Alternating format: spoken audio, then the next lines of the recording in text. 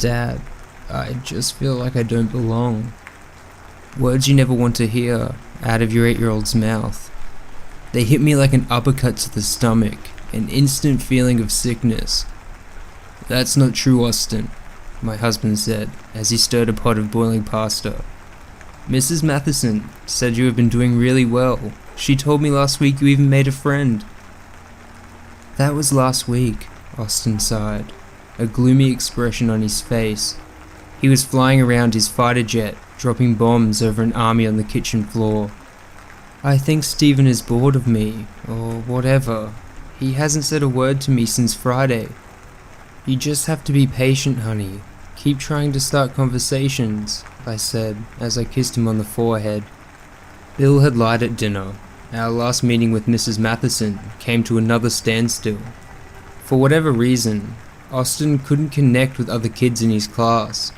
This had been going on for years, with all sorts of theories from qualified professionals.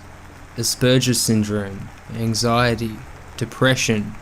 Nothing was officially diagnosed, leaving us all in limbo. A few more months dragged on, the same social struggle persisting. Austin's schedule was the same. He would come home, go to his room, put on some old war documentaries, and play with his model fighter jets. I was glad he had a passion, but I could see his school woes were wearing on him. So I did what any other parent would do. I found a solution. I couldn't sit by and watch him escape any longer. After months of careful research and planning out different options, I found my kid a friend.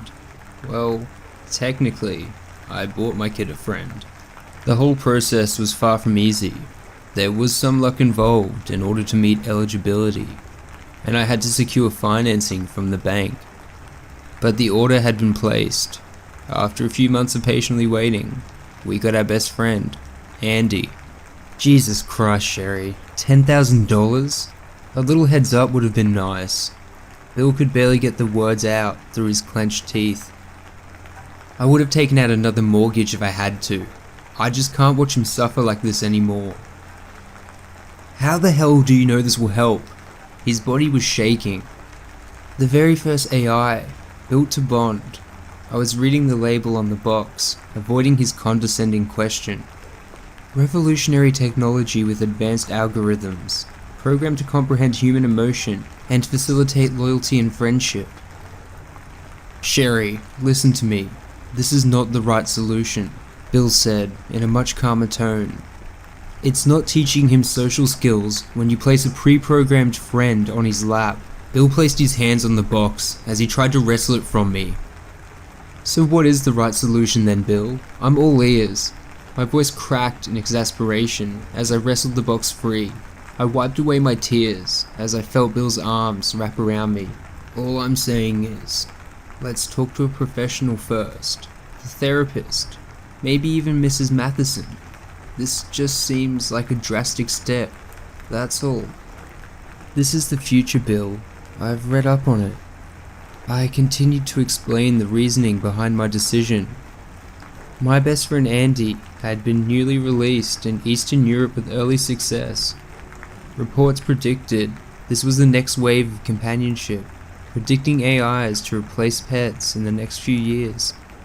With the backlog of orders to the States, Human IT Inc. held a lottery for the most needy candidates, and we were selected to receive a prototype in the first shipment to the States.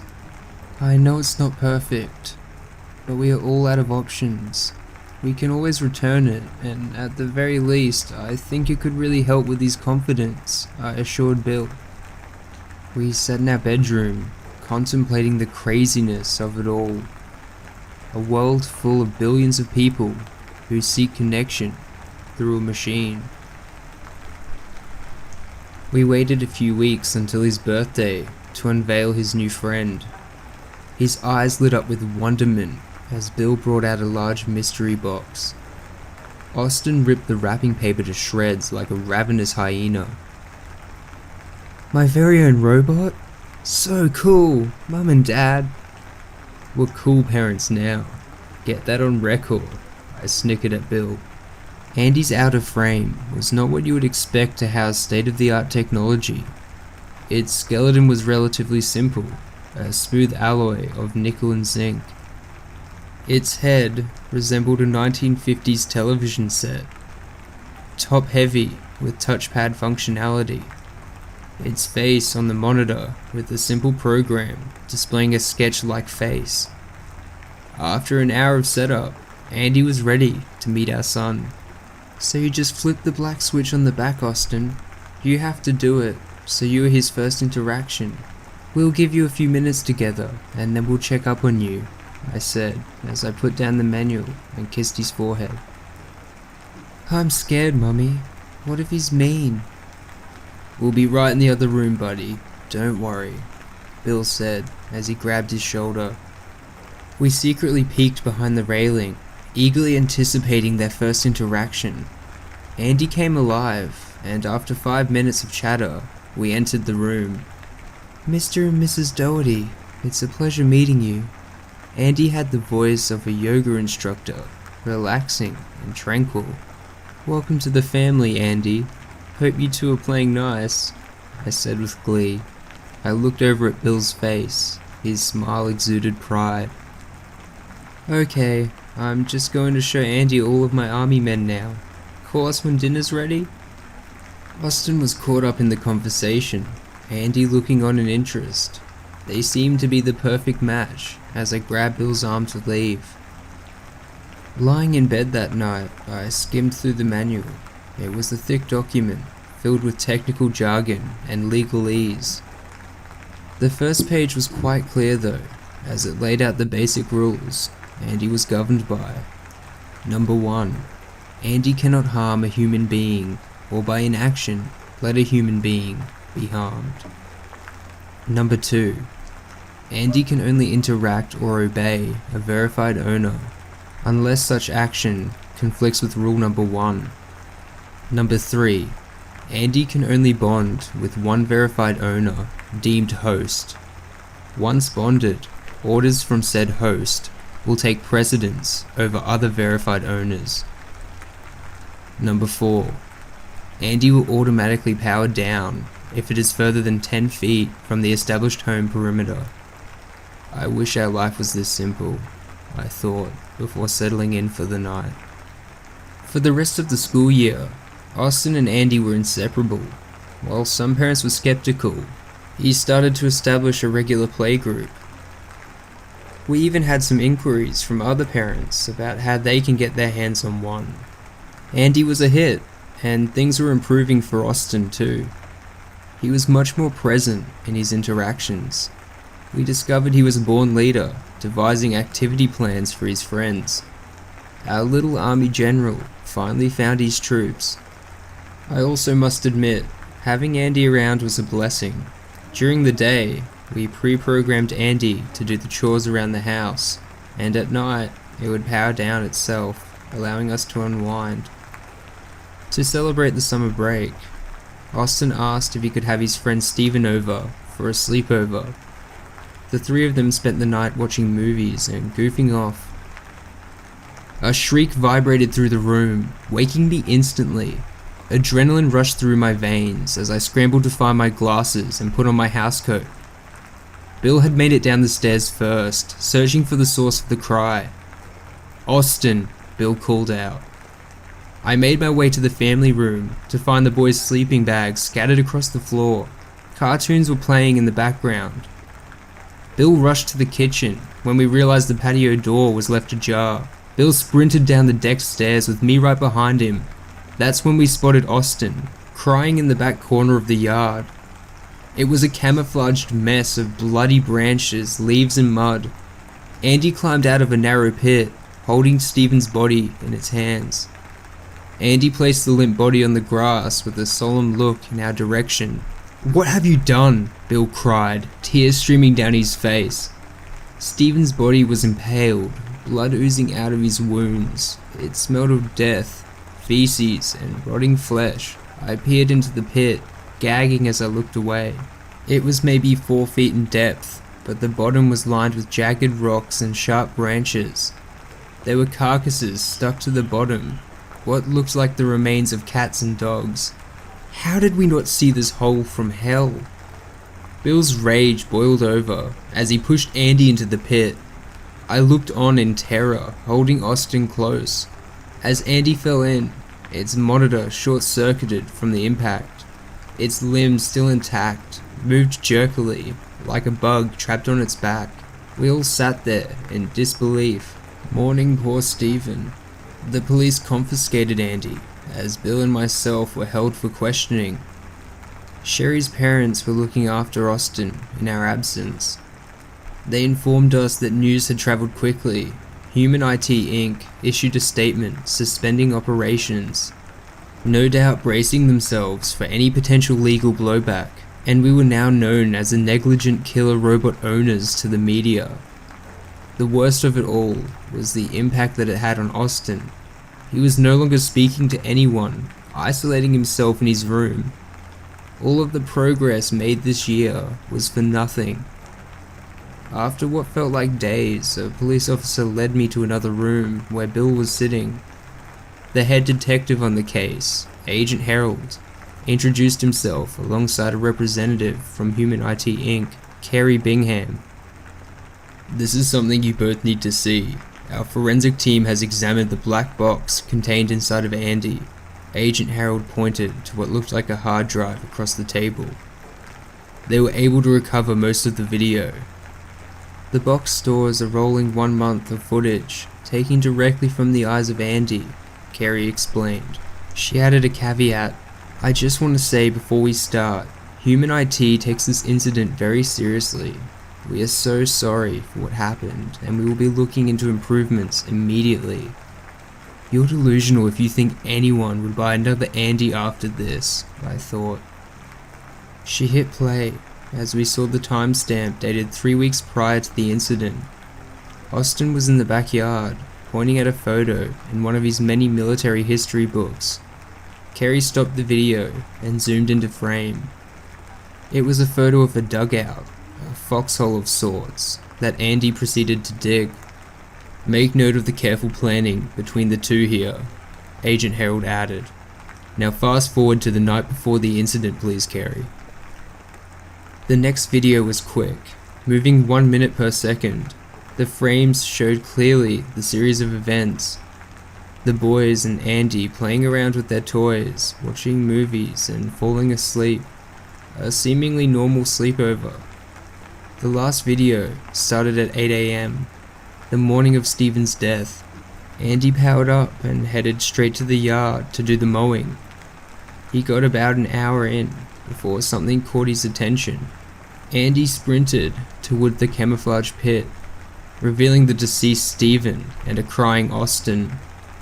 Andy went into the pit to fetch Stephen's lifeless body. Before I saw myself enter the screen, Kerry stopped the video. I looked over at Bill with a look of despair. I could see him looking defeated as he looked away from the monitor. Kerry chimed in. "I think it's important to note here that this model was still found to be sinking. The bond was never established between host and unit." I looked over at Bill, confused with what I was hearing. "This was an elaborate trap, Mr. and Mrs. Doherty," Agent Harold said as he closed the laptop. "I hope you realize that not everyone deserves to have friendship." I looked through a gap in the forest canopy, up at the sky alive with sunset blaze, and thought, beyond the heavy shroud of human concern, life is vibrantly beautiful. Then I took another step, and I was falling into the earth, my head bright with shock as my surroundings grew darker and darker. I fell, thinking only that I was about to die, and I didn't know why, or even really how. I managed to twist around during my descent and land on my back, so that my pack cushioned the fall a bit. There was an uncertain and horrifying moment where my breath wouldn't come to me, and my nervous system still screamed against the prospect of imminent death. When my breath finally returned, it brought with it a clouding stench which cut short any feelings of relief about being alive. I tried not to consciously put a name to that smell and plugged my nose while sucking in air through my mouth until I had resumed something approaching a steady rhythm. Then I looked up at the opening of the hole I had fallen into, where the last of the day's light was dissipating.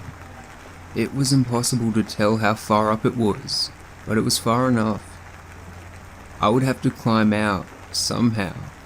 I gingerly propped myself up on an elbow, aching from the drop, and noted for the first time that the ground wasn't dirt. It wasn't quite soft and it wasn't quite hard, though sometimes harder and sometimes softer. It was lumpy and cold. Death.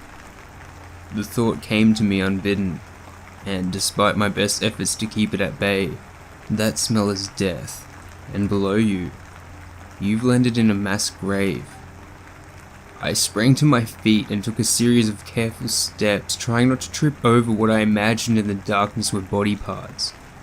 An armpit here, ready to snag my foot, a knee there, jutting out of the mound of dead bodies. Crunch, squish. I kept moving forward, focusing first and foremost on finding a way out of this mess. My arm stretched out unsteadily, seeking a wall. The walls, I soon discovered, were slick with some slimy substance. Too slick to climb, but I tried anyway, desperately scrabbling around with my hands and feet, searching for a hold. There was none. After a few minutes of effort, I got winded again and had to suck in the rank air hard and deep. Be calm, I thought, attempting to subdue my flight response. There was nowhere to run to. I needed to use my head. Not your head, your phone. I set my pack down on the sickening ground and reached in the front pocket. It was wet from the landing. I found the phone, and even before I pulled it out, my heart sank. It felt rough and jagged, like the screen had shattered. I took it out and began mashing away at the power button. There was no response. A shirt from my bag served as a makeshift respirator to stifle the smell as I stood there, considering my increasingly hopeless situation. I was deep in the woods of northern Maine, alone, well off the hunting trail that I had started from. Even if I had stuck to the trail, it wasn't hunting season, so there was unlikely to be anybody around. The owner of the property was possibly home, but his house was miles away. Why did I have to go so deep? I had taken these trips every few months to get as far away from human civilization as I could, to cleanse myself when life became overstuffed with worries and pettiness. But now, I would have given anything for the slightest proximity to that civilization. Let there be a cabin somewhere nearby, I prayed. And out loud, help! Help! The hole seemed to swallow up the sound of my shouts. I doubted if they could have been heard, even by somebody standing right next to the opening. But out of sheer panic, I kept yelling. Each time that I pulled the shirt away from my mouth to yell, I had to inhale the stench of death. As time wore on, the shouts became increasingly hoarse and desperate, until I lost my voice altogether. By then, it was as dark above as it was below, and a steady flow of adrenaline, spent uselessly, had run its course and left me exhausted. The visceral and immediate horror, while still overwhelming, had lessened enough for me to think about things other than my escape, such as, why is there a mass grave in the middle of the woods? Who do these bodies belong to? And who put them here? And why? Suddenly, it occurred to me that maybe it wasn't such a good idea to go on shouting when I got my voice back, not without answers to those questions. Maybe that cabin I'd been dreaming about earlier actually existed, and served as the home of some brutal psychopathic serial killer who was dumping his victims in this hole. Calm down, You're not even sure these are dead bodies. What else are they? I muttered to myself in a raspy whisper. Only one way to find out. Gotta do it. Gotta know what you're up against. I struck a match, and it confirmed to my eyes in a flash what my other senses had already discovered. A twisted mess of corpses tangled together from wall to wall. What was that though? Can't pretend you didn't see it. Just the shadows. I've seen all I need to see. There was no shadow. There was a grotesque, inhuman face. And wasn't that a tail poking in the corner? Like a lizard's tail, but massive. Just the shadows. I tried to insist to myself. Not gonna do you any good to lie here. You need to know what you're up against. It took 6 tries to light the next match, due to my hands shaking so much. With the flaming stick pinched between my fingers, I looked over to where I thought I'd seen a tail. Thankfully, it wasn't actually a tail, but rather an arm sticking straight up, rigid with death. Still, there was something off about the arm. The match burned out before I could figure out what exactly was off. I settled on explaining it away as a trick of the shadows again. Now the face. Feeling slightly more confident after seeing no tail, I flicked another match to life and held it in front of the face, but only for a moment, because the shock of what I saw made me drop the match. It sizzled out below me, extinguishing the light cast upon the nightmare vision before me. However, the image stayed tattooed in my mind. The face was, without a doubt, not human. There was a row of 6 or 7 small eyes, arranged in an arc across its bony forehead. At least I presumed they were eyes, rolled back into a pure white death gaze. The reason that I couldn't say for certain how many there were supposed to be was that a bullet wound sat in the center of them all, and had either shot one of them out or landed in a space between. The wound itself was black with rot. Or maybe this thing bleeds black, I thought. The ridges of bone didn't stop at the forehead, but spread out all across the face, seemingly at random, like a topographical map. Running between these mountains were branching rivers of thin black tubes dividing up the otherwise grey flesh. Is it grey normally? Or is that just because it's dead? I wondered. The tubes all led to what was perhaps the most disturbing feature of the thing. There, where the nose and mouth should be on a human being, was a tangle of perhaps a dozen larger tubes, open on one end, and adorned with sharp black thorns. They looked designed to suck the life force out of whatever things the creature fed upon. It took a tremendous effort not to soil myself when I saw that face lit up, but I didn't want to be covered in crap on top of everything else. Instead, I let my terror flow out of my eyes, sobbing like a child no longer impressed by the majesty of life. Hours later, beyond exhausted but unwilling to lay down on those horrid corpses, I came up with a desperate idea. I couldn't call for help on my phone, and I didn't want to shout anymore. There was no telling who or what was lurking out there, or what they'd do if they heard me, nor could I scale the walls. I had tried every spot in that hole, and the walls were all the same, slick with slime, and without purchase. After seemingly exhausting my possibilities again and again, I kicked at one of the bodies underfoot, out of sheer frustration. My kick sent an appendage into motion in the darkness, and I heard it slap against some other dead flesh, and that's when I got my idea. I couldn't climb the walls, no, but maybe I could climb the bodies. I felt around until I found a stray limb sticking out from the mass. I dug my feet in and pulled on it, like my life depended on it. I strained every muscle in my body, but I felt a shift below me. I kept working at it, stopping to catch my breath, or take a precious drink from my water bottles every now and then. Once I even sat down for a spell. I was beyond being grossed out by that point. If I was planning on piling these things up and using them to scale my way to freedom, I had to get over my squeamishness. And so I did.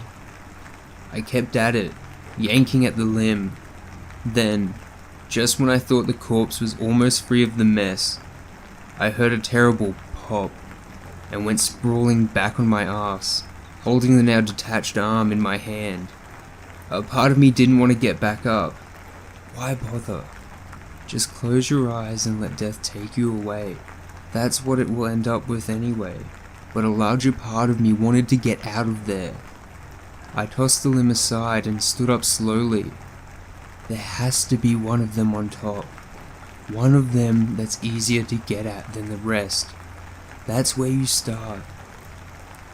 I was down to 5 matches. I lit one of them and looked around carefully, trying to make a mental map of the corpses. As horrible as they were to behold, I saw a few that were, if not completely clear, then at least less buried than the rest. The match burned down to my fingers, stinging me, and then left me in the darkness again. I worked as methodically and efficiently as I could, uncovering one body and dragging it over against a wall, then the next body, rolling it on top of the first, and so on, until I had a small pile of corpses that I could climb upon. It was nowhere near tall enough to reach the top, but it was a start. I kept at it, working harder than I'd ever worked before. Eventually, the pile got too high for me to heave another body on top of, so I had to make a little step out of more bodies. There was that song, Stairway to Heaven, but what I was doing was building a stairway from hell. One bizarre and terrible corpse at a time. Fortunately, at least for the purposes of my project, there was no shortage of bodies. Every time I dragged one away, there was another waiting right below it. I wondered all the time, of course, what these things were, where they'd come from, and who'd put them there, but it was an idle train of thought, the kind you have when you're focused on something else.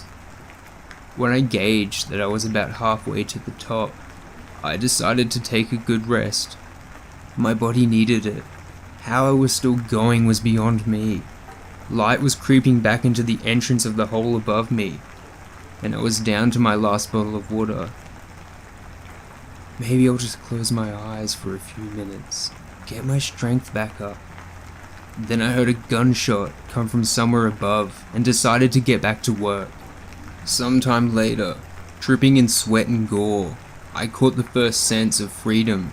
Hints of pine pitch and moss wafting down and wrestling with the oppressive smell of death and my own stink.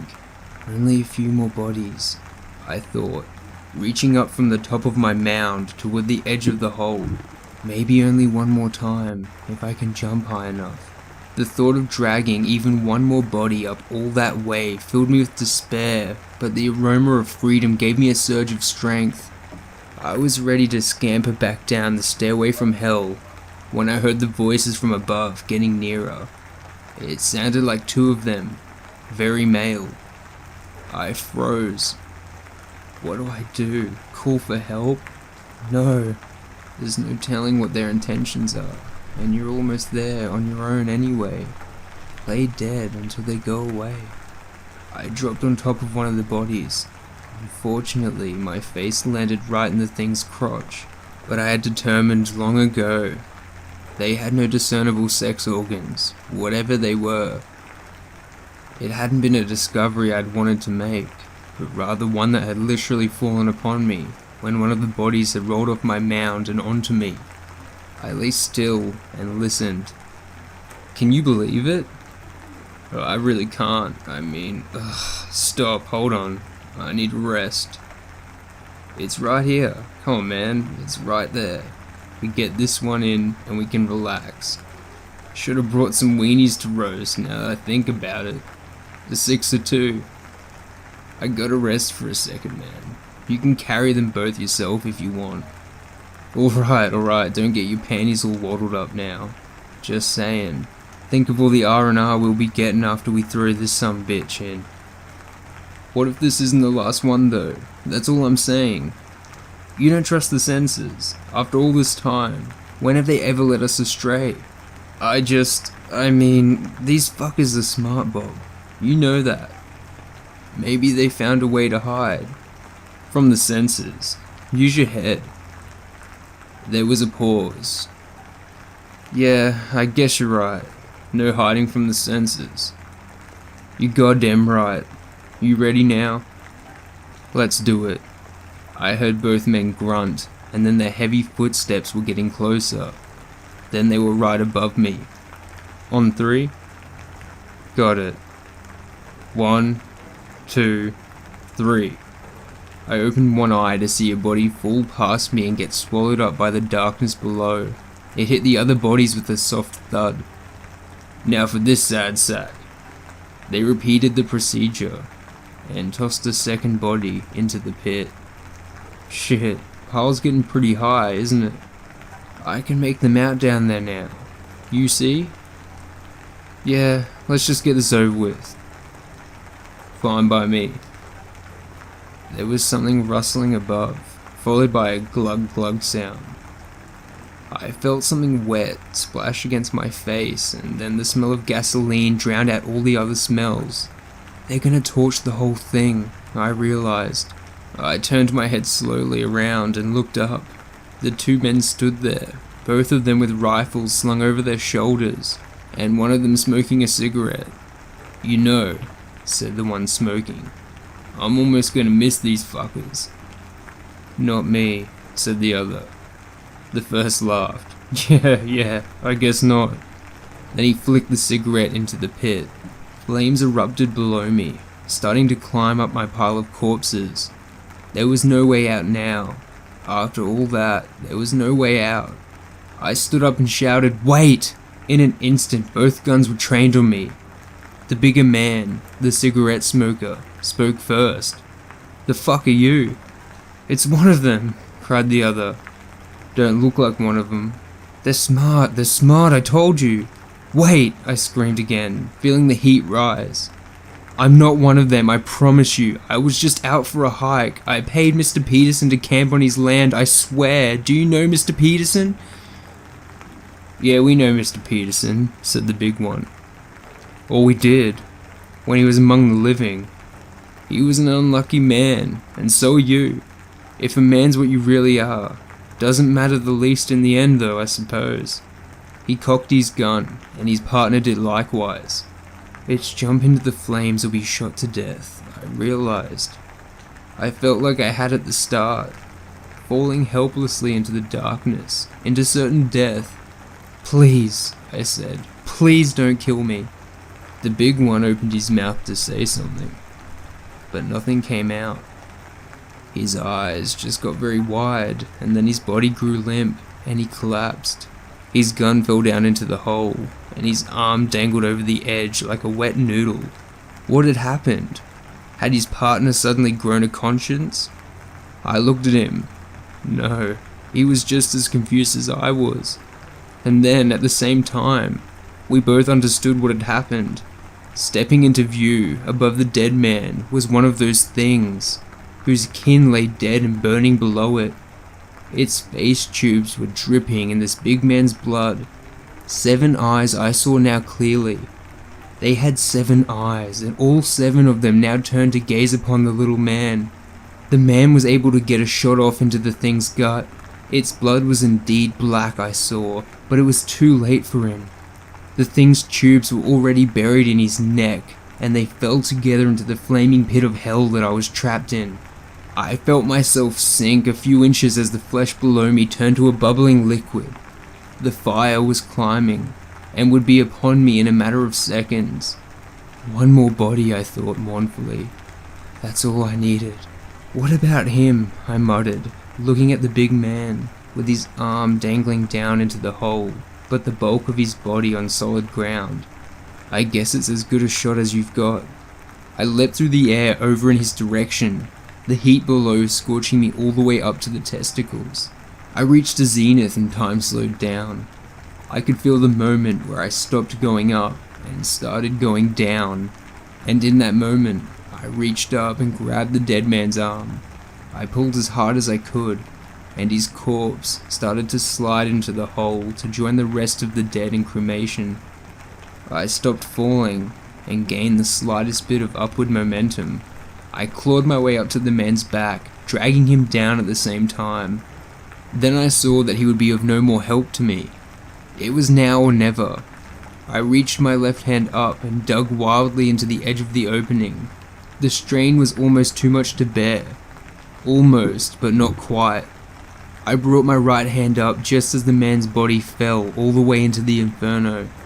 I hung there, my mind screaming, knowing that I couldn't pull myself up. My feet scrambled out of pure instinct against the wall that I had tried to scale so many times, and there they found some unexpected traction. Perhaps because the heat had melted away the slime. Whatever the reason behind my newfound friction, my body took full advantage of it, exerting a strength that would have never been there under less dire circumstances. I hauled myself up and out of the hole, and then passed out from insurmountable exhaustion. I awoke to a wet sensation on my face, like a dog was licking it. But when I opened my eyes, I didn't see a dog. I saw 7 small black eyes staring at me. The creature's tubes were exploring my face. "Please," I gasped, through a mouth raw with thirst. "It wasn't me that killed your kind. I mean no harm. Please believe me. I just want to go home." The creature made some clicking sounds and was answered by more of the same from behind it. Then it stood up slowly. 5 more of its kind were at my feet, standing tall in long white robes. Together, they turned and walked into the woods in a smooth gliding motion. The sky was a painting of rich, swirling reds and purples. I didn't know if it was dusk or dawn. I didn't know what those creatures were, or what they wanted. I got painfully to my feet, and began the long journey home.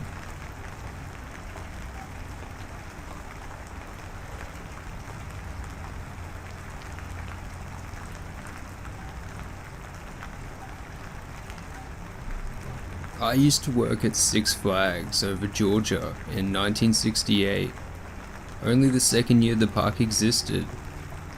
I knew all the original rides by heart: Log Jamboree, Dahlonega Mine Train, The Great Gasp, all of them. The most memorable to me, however, was the Tales of the Okefenokee. If you don't know anything about this ride, it was a primitive version of Splash Mountain at Disneyland, only it opened 22 years before, and I mean it was a primitive version of Splash, seeing as it followed pretty much the same plot. In it, you followed Mr. Rabbit, as he evaded the hungry clutches of cunning Mr. Fox and dumb Mr. Bear. Sound familiar? Now, I have an extreme fear of anything big and scary. This included people in costumes, and more importantly, animatronics. And the Okefenokee, or as we called, the Okie, was full of just those. The first day I worked at the park, back in 1968, I was offered a ride on the Okie, and I refused, and that was that, until the last day of the 1980 season. Right before park closed, Tim, our supervisor, approached me and my co-worker Andy and led us down the white lattice fence that surrounded the Okie. He told us today was the last day before the ride was closed for a remodel, and we were allowed one final ride. I tried to say I was busy, and that somebody else could take my place. Tim cut me off, saying everybody else had taken their ride and it was our turn. As I opened my mouth to speak, I saw a glimmer in Tim's eyes I didn't like. Now, Tim was not exactly the easiest person to talk to. Everything about the guy was creepy in one way or another, from the almost villanesque, cheerful smile he gave park guests when directing them, to the fact that even on his off days, he'd be at the park, every day like clockwork, standing at the loading platform at the Okie. and at 6'10", he was easy to spot. Not wanting to push Tim further, I agreed to finally go on the darn ride. Heart racing, I made my way to the loading platform, where we were loaded into one of the boats. I was put in the very front of the boat, which left me nothing to duck behind to cover myself if my fear kicked in. Tim climbed into the boat and we began the journey, slowly, the water drawing our boat closer to the impending opening. On either side of the entrance were 2 wooden rabbits, holding signs. This was the first sign something was wrong. The rabbit on the left's head had splintered off, and the sign it held was faded, unreadable. The right rabbit's painted on fur had faded to almost white, giving the pupils of its eyes a sort of glow. The boat entered the ride, and to our left, 4 crows stood in the trees, one of them lying on its side, although it was still moving. The crows sang what I could only figure was a song of some sort. Only the dialogue was muffled, and I couldn't make out the words. I didn't really want to know, with the loose flapping of their beaks already unsettling me. Around the bend was a scene of the ride's characters all fishing. On the far left, Mr. Rabbit dropped his fishing rod, and the figure's eyes opened and its mouth dropped, seemingly in fear. Mr. Fox and Bear turned toward him, the sound of the mechanics under the fur clacking loudly. Like the crows, the audio was too muffled to make out, and sounded almost demonic. It wasn't the clacking sounds or the muffled audio that was scaring me at this point. It was how real everything looked. The fur on the animals looked suspiciously real, and when we passed the fox and bear, I could smell something. Almost like a wet dog. "Never seen them do that before," Andy said, drawing my attention. "Normally they just bob up and down." Tim simply bobbed his head once, not taking his eyes off the animals on the shore, an almost peaceful smile on his face. A dark cave swallowed the boat, and I felt oddly afraid, like I'd regret seeing what was on the other side. The cave opened up, and there was a line of animals on the right side of the bank. Various rabbits, a raccoon, and a turtle. Instead of happy-go-lucky faces, they all looked oddly blank. Here the audio was, loud enough to hear, and I could hear a fake Dixie tune. But none of the characters were moving, but all staring at the boat, which only added to the creepiness. Across the river, 12 terrifying carrots belted out a melody, and the audio here was nearly deafening, every word clear. "Save the riders, whatever you do. Save the riders, or else you're gonna wind up in a kettle of stew." Save the riders. What was that supposed to be, a fourth wall break? Were we in danger? I turned back to face Tim, who was sailing along pleasantly, as if nothing about this insanity fazed him. Next to the carrots was Mr. Fox, who was laughing maniacally, almost threateningly. I could see the row of razor-sharp teeth in his mouth. The laughter, which was almost deafening, almost covered up the sounds of what I can only describe as a series of high-pitched yelps. Mr. Bear, carrying a large canvas sack, was violently punching Mr. Rabbit in the head. The bruises on the rabbit's head looked surprisingly real. What was this? Everybody said this ride was cartoony and cute, but this was the polar opposite. I didn't want to see any more of this ride. I turned to Tim and started to tell him that I wanted to get off the ride, when for a second, his face was one of pure hatred. We ducked under some overhead foliage, and when we re-emerged, Tim just stared ahead. Terrified, I turned back around and looked back at the riverbank. Mr. Fox and Bear were standing on the side of the bank, staring up at a ghost suspended by owls. Hanging from one of the owls was Mr. Rabbit. The fear on his face was clear as his grip was lost and he plummeted to the ground right between the villains. A loud crunch was heard, which I hoped was only the mechanic snapping. The figure twitched helplessly on the ground. The next room was a field where Mr. Rabbit sat weeping on a soapbox. Puppets of Mr. Fox and Bear floating lifelessly in the water. The cheerful music contrasted so starkly to the somber characters, I thought this had to be a joke of some kind. Maybe Tim and Andy had set up this nightmare as a joke of some kind. Across the stream, several rabbits sat, also saddened by something. A sickly, skeletal cow stood, horns attached to a tree. Before our eyes, the cow gave a loud moo and collapsed. The smell of what was clearly rotting meat rose up from the cow. This kicked a new fear into my mind. These things were real. Ahead were the crows again. The dialogue dropped to a staticky whisper, muffling the sounds of their voices. But I got the message. We were in danger. Another cave, this time pitch black, with the only light coming from up ahead. A sound that could have only been a gunshot caused me to duck down under the rim of the boat. The fire ceased and I looked up. Mr. Fox and Bear were back. Only this time, Mr. Bear was shooting our boat with a 12-gauge shotgun. Next to him was Mr. Fox, holding Mr. Rabbit by the neck, holding a knife to the rabbit's neck.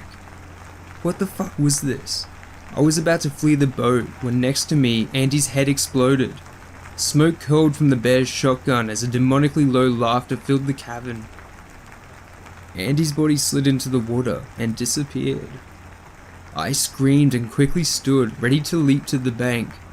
Behind me, a low voice rumbled, as if right beside me. As you travel and float, stay in the boat. I looked back at Tim, still oddly peaceful, but his eyes flashed, and in that split second, I saw in his eyes a glow I'd never seen, something alive. I slowly sat back down, and I saw the glow reside from Tim's eyes. From up ahead, I heard a voice chant, "Beware, beware." I looked up to see Mr. Fox standing above the river, somehow ahead of us. Held by the neck again was Mr. Rabbit, fear on his face. In one swift motion, Mr. Fox snapped Mr. Rabbit's scrawny neck and he went limp. Thunderous laughter erupted as the boat plunged down a waterfall. At the bottom, it was pitch black, and there was absolutely no music. I heard splashes in the water, expecting Mr. Fox or Bear to spring out at any moment. After what seemed like forever, we floated into another cavern. This time, we were in an underground burrow, where several weeping rabbits were all gathered around the table.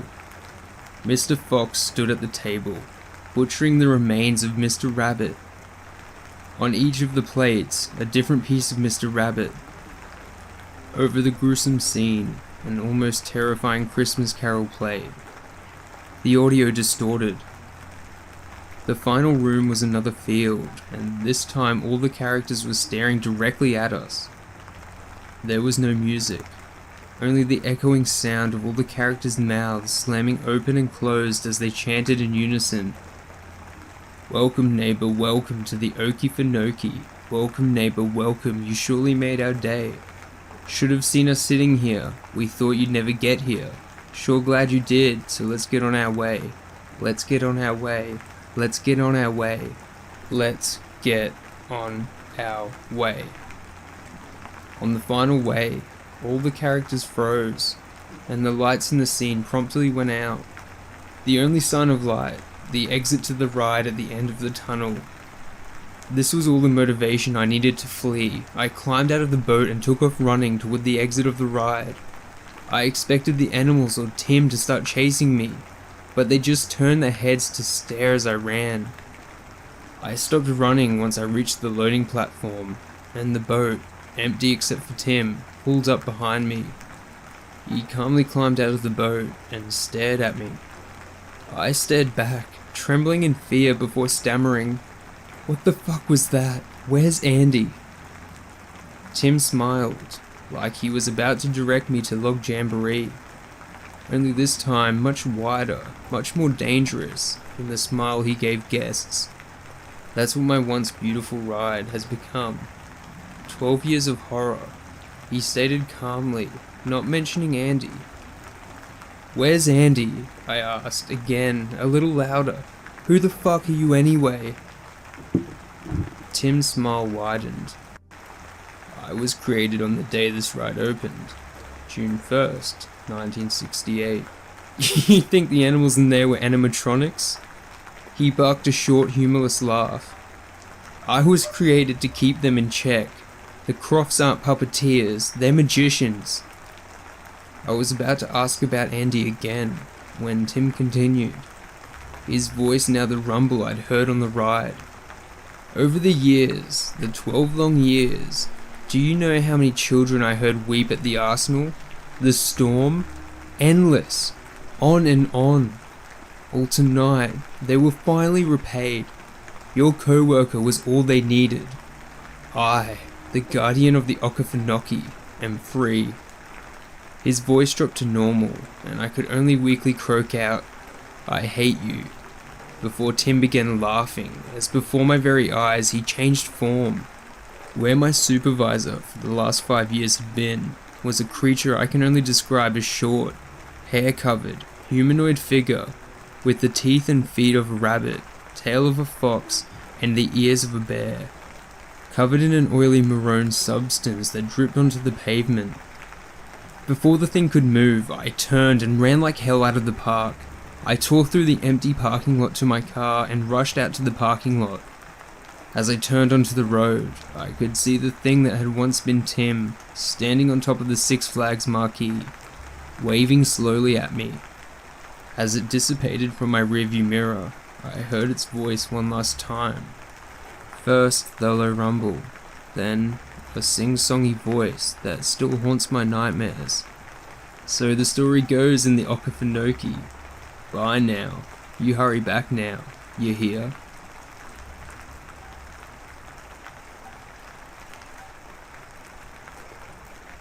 The Iceman stands alone and dark in the swirl of the blizzard.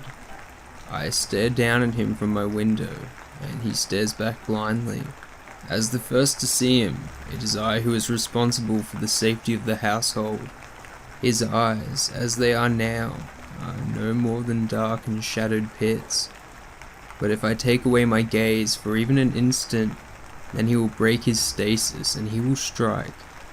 Hannah knows the score, my housemate, the second she saw me look through the window and freeze in place, my voice cutting out mid-sentence.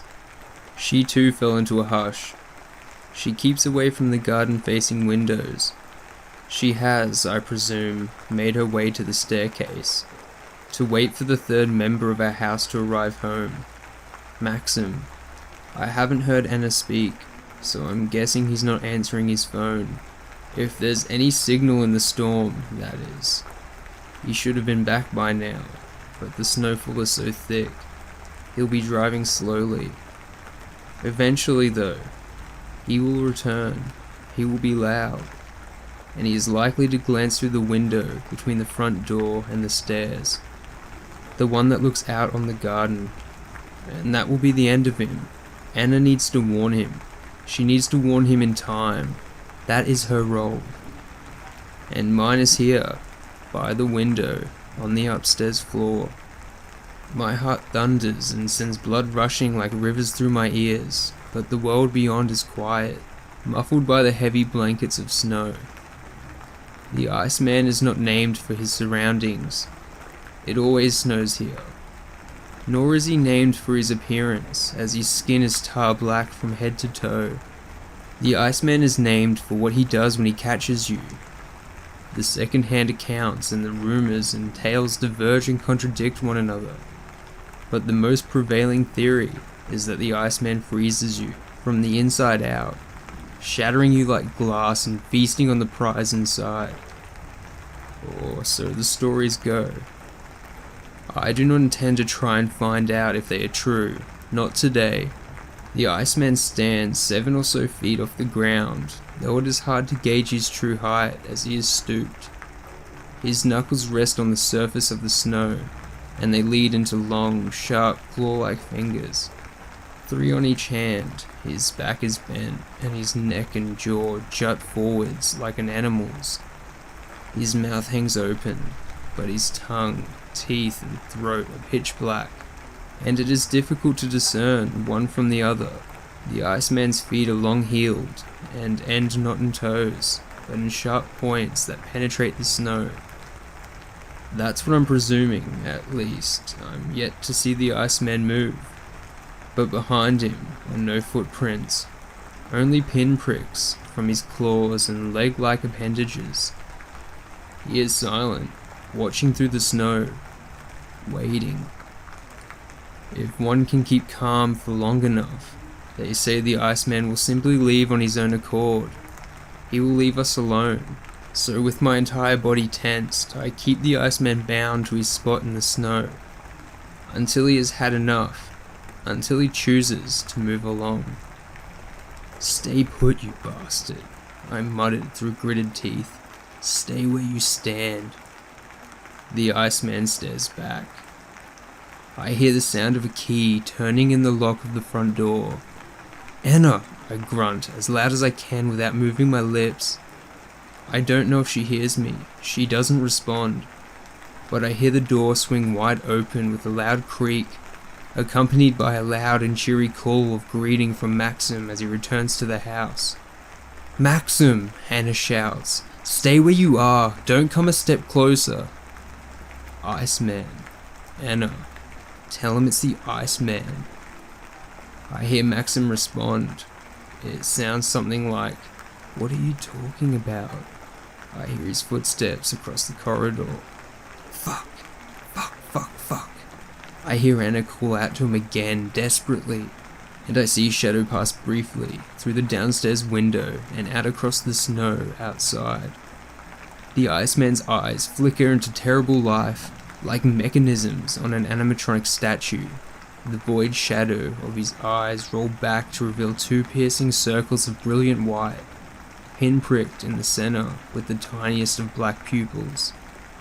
For half a second of pure despair, they burn cold into mine, then they dart down to the window. "No!" I shout. "Maxim, run!" But the Iceman strikes. Jutting suddenly forwards with blistering speed, he tears across the remaining distance of the snow-covered garden on all fours, and he disappears from my line of sight. There is the sound of cracking and smashing glass from downstairs. As I sprint from my room and onto the landing, the noise of the rushing wind outside becomes much louder. Anna has begun to scream. Maxim is swearing and shouting in alarm. As I round the corner and the stairs come into view, his screams are suddenly cut horrifically short with the sound of a loud thud against the polished wood of the floor. It is as if the very voice is lifted out of his throat. I see Anna scrambling back up the stairs on her elbows, shrieking in terror. The Iceman is partially obscured by the wall, but I see his back half and hind legs.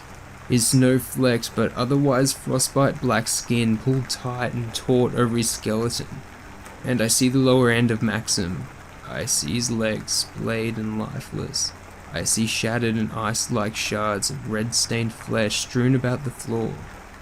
The body jerks with the sound of tearing ligament, and a low, wet growl reverberates from the Iceman's throat. With my breath held, I step as quickly and as quietly as I can down the stairs and reach out to grab Anna by the back of the shirt. She jerks in a panic as she swivels to look at me, but her whimpers are silenced as I haul her to her feet and back upstairs. Adrenaline surging, we hasten across the upstairs landing. My room has a window that looks out onto the front of the house, and that is where I lead her. "Go and open the window, Anna, as quick as you can," I say, as I draw the door closed with a soft click. The window is pulled open with a creak, and the snow at once starts to blow into the room.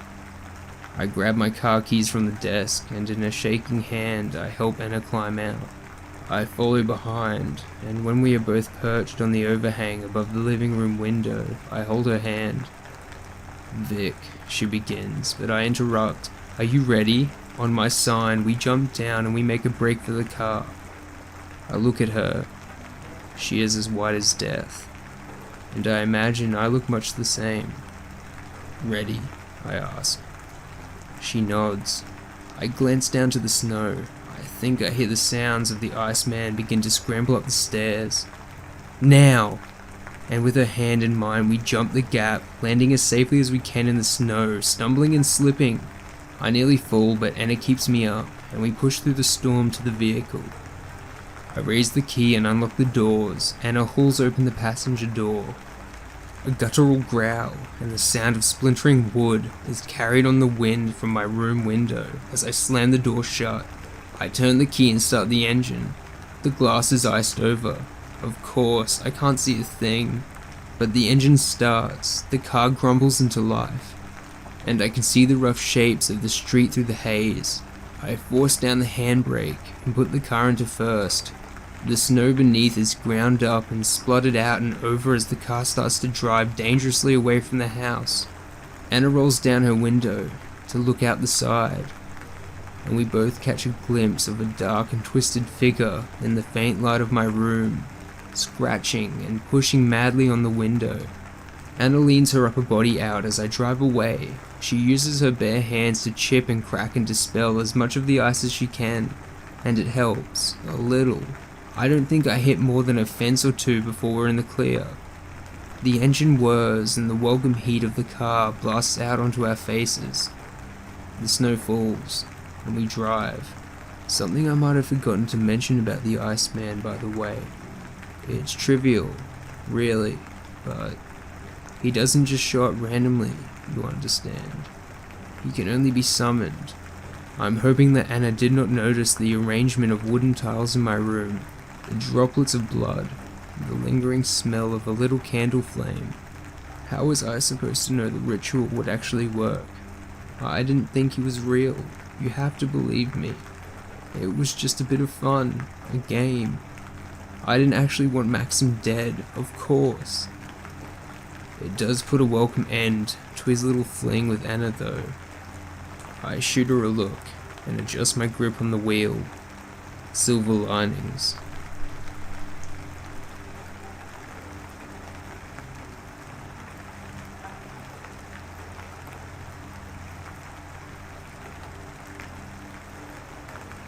Nothing is what it seems on Craigslist. Or so I should have known. That's on me. Bill came through the door in an ill-fitting black suit that could have fit a donkey. He was a plump man that busted at the seams, his chin still sprinkled from the donut or pastry he had for lunch. Sorry I'm late.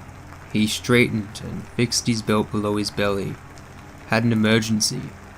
People with greasy slicked back hair and seedy dispositions are destined to be used car salesmen. Unfortunately, this one was my real estate agent. He took me on a tour through the apartment. It was a rundown place, sure, but nothing out of the ordinary. The ceiling sunk in places, mold saturated the walls and air. It tasted like mossy growth, and things were quite damp. Though, it was certainly not deserving of the cheapest place in the city. There was something I wasn't seeing. As you can see, he hobbled around the lounge, making wide gestures. Couple things to fix up, obviously. The walls and floorboards creak. The fridge acting up a little strange. Couple leaks when the rain comes through. I stroked my 5 o'clock shadow pensively. I've been sitting on it for a while, Bill. Something just doesn't add up, you know. This place is dirt cheap. Dirt cheap. He too fiddled with his beard, freeing some crumbs onto my potential new carpet. Get you some new appliances, scrub up the mold, she'll be perfect. I shook my head. Bill, cut to the chase. I stared at him intensely. What's wrong with this place? He exhaled in defeat, helpless like he was caught in a mousetrap. He palmed sweat away from his greasy forehead. There was a woman, old lady. I gestured him to sit on one of the dusty, out-of-date stools. The Japanese would classify this place as a stigmatized property. Yes, that's what they call it over there. He sat down. Please, explain. Well, it's not uncommon in Japan for a place to be on the market for 20 years after someone dies a lonely death, or worse, in their home. you know? The public thinks it's cursed, that the previous occupant wanders the halls. I didn't believe in all that mumbo-jumbo. I saw only dollar signs. To be a student and rent my own place was a luxury. Well, signing the agreement was contingent on one thing. How'd the old woman die? I asked. His eyes scanned the carpet for a while, and he gulped, almost comically. You don't want to know, chap. I started to say something, but trailed off. I thought about it for a while. Maybe he was right. Ignorance is bliss. I couldn't stay put if I knew I'd been eating on the kitchen counter where she was stabbed, the bed she was strangled in, that I bathed myself in the bathtub she once filled with blood. I could get this place cleaned up without the gruesome details. I reached out to Bill with one reluctant arm. Deal. We shook hands. He gave me a quick nod and a smirk. I smiled too. So how about you throw in a new fridge? He threw his head back and bellowed a fat man's laugh.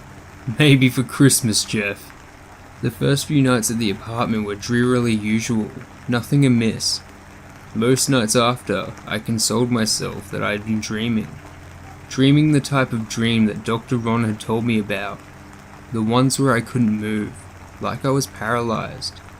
He called them by some fancy long names and told me to stop sleeping on my back. I tried to stop, but every time I ended up on my back, and no matter how hard I tried, she'd be there, standing at the end of my bed. Those are the evenings I would begin to pray for, the nights where I would only see the silhouette of the woman, not hear her. In the following weeks I would be woken up by gentle clatters, like she wanted to be quiet. She didn't want me to know that she was there. I would hear steps along the floor in the living room, wandering the house. I heard water running from the tap, only for a while, and only in the dead of night, like something was drinking. After a while though, she wanted me to know that she was there, that she was hungry. It was Thursday, when I knew she was living in the walls. I sat alone in my room reading with my back against my headboard. Rain sprayed against the window beside me, obscuring the bustling cityscape beyond my apartment's eye with glassy droplets. Sucking my cigarette, I exhaled and waved the smoke away from my book. Tap, tap, tap. Something rapped against my bedchamber wall. It was coming from the living room or kitchen. I put my book down beside me and slinked out of bed. The hallway was dim and silent, save for the sound of the waves of rain thrashing against the window pane. "Hello?" I called. There was no reply. Tap, tap, tap. I sluggishly pulled myself forward, through the hall and into the living room. The room smelled sickly. Decaying wafts of sour breath lingered in the air. A low glow beamed onto the old-school tiles of the damp kitchen. The fridge had been left open. I was certain I had shut the door before bed. When the sound of the rain had been pulled away by the wind, my ears twitched at the sound of the tap left running. I briskly made my way over to the kitchen, the floors creaking as I went. I turned the tap and closed the door of the fridge. I stared at it for a while. A seed of doubt blossomed in my mind. Was I just forgetful? Lights off. I scanned the lounge and kitchen. Nothing amiss. Jeff, you're one careless son of a bitch. I smirked at my mistake. Had to get some new milk in the morning. It was probably spoiled. In the hallway, my ears pricked. Tap, tap, tap. Something was behind me. I darted down the hall. I passed the toilet and study room and threw myself into my bed. It took me a while to catch my breath. The noise came from the apartment. It was in the walls. My head pounded from my rapid heartbeat. Tap, tap, tap. I heard it distantly, through my bedroom door. my pillow fit around my ears snugly. Go away. Please, just go away. For a while, I was buried in my pillow, unable to sleep. The tiredness caught up to me eventually, and I fell into a deep sleep, like a daydream or a fever. Things got worse for me at that apartment. Much, much worse. One afternoon started wonderfully though. I called Rosie, and we agreed on a date. See you at 9? I talked into my cell phone, combing my hair in my bedroom mirror. Great, I'll see you then. I hummed a happy tune on my way to the bathroom. If I were in a rom-com, there would have been a spring in my step. Maybe there was. I made my way to the kitchen, a quick snack before dinner with Rosie, no biggie. What a beautiful, beautiful quiet afternoon. Sunlight beamed a brilliant yellow through the windows. On days like these, impatient city folk stop their incessant honking outside to smell the roses and let the birds sing their song. In the kitchen, I almost tripped on the shoddy tiling. My heart stopped. The fridge was open. Just a crack. My jaw tightened. The birds had stopped singing. All I could hear in my apartment was the forceful whistle of my breaths escaping me. The apple I went to grab was rotten. A contorted mouth-shaped hole had been bitten away at its flesh, yellowing the fruit. Inspecting the apple, I lost my appetite. Long strands of black hair were deeply ingrained in its flesh. I shuddered and let go. It rolled for a while. A single broken tooth had found its way out of the apple and onto my floor. That night I called Rosie again. We settled on a movie instead. Make no mistake, I called Bill, my real estate agent, about the place. I think you can guess how that went. I had to take matters into my own hands. A few nights later, I decided to wait for it. I sat in the dark lounge of the apartment, finishing the final chapters of my book. Though, when you wait for these things, they seldom come. They come at you when you least expect. Yawning, I pushed out of my chair and made my way into the kitchen. Some buttered bread, a salad sandwich perhaps. My stomach rumbled. I stopped in my tracks in the middle of the kitchen. Tap. There it was again. How it felt to be afraid in my own home. A distinct sound. One long fingernail meeting plastic. Tap, tap. My hand met the cold metal fridge handle. I didn't want to open the door. I assured my stomach nothing was waiting for me, but my heart didn't get the memo. It was quiet in the apartment again. My eyes shut as I inhaled. The handle turned. The fridge's seal peeled open with the stomach-curdling thip. The interior light wasn't on. From standing, I could only poke around the top shelf. It was empty inside, except for a few condiments and rotten vegetables. I wiped away one sweaty palm on my leg and bent down to inspect the bottom shelves, rummaging in the cold void of its white shell. It was clean, yet smelled rotten and sour, the trailing scent of a garbage truck. Extending my arm into the unlit fridge, I met something hairy and brittle in the darkness. It might as well have been a vile, moldy coconut. I retracted. I could not see anything, though it felt as if a ball of scraggly hair filled my hand like sand. It flowed between my fingers like a soaked kitchen sponge. She hadn't been living in the walls. An icy grip tightened around my forearm. I shrieked and tried to yank away. The old woman's body twisted and buckled at the joints. One leg was bending backward over a shoulder, the other firmly planted below her jaw. She stared up at me from inside the fridge, slowly reeling me in from my wrist to my arm, like she was a flexible acrobat, carefully climbing a fleshy rope. I tried not to puke. I swallowed sour spit. Cockroaches scurried from her open lips and spread across her face like wildfire. Teeth clattered as the woman grinned. squeezing one of the insects with a sickening pop. In the space where a tooth had been, maggots exhumed themselves from her fleshy skin, dropping onto my sweaty arm like Satan's rain. Frigid, gripping fingers closed in at my forearm, then my bicep. Pulling, pulling, pulling. I bent my head up to help steady myself and toe backward. My chin clasped onto the cold top of the fridge. Pulling hard enough sent me flying back, crawling on the floor free from her decaying hands. The woman's face stared at me through scraggly silver and graphite strands of hair, two gleaming white sockets over a wide, disgusting smile. I kicked the door shut and lay on the floor, my chest heaving. My mouth tasted like bitter acid, and my hand finally let go of the unkempt wire I had been pulling from her head. Many nights have passed since that encounter. When I hang out with Rosie, we always go back to her place, never mine. I keep grandmother fed so she doesn't wander the halls.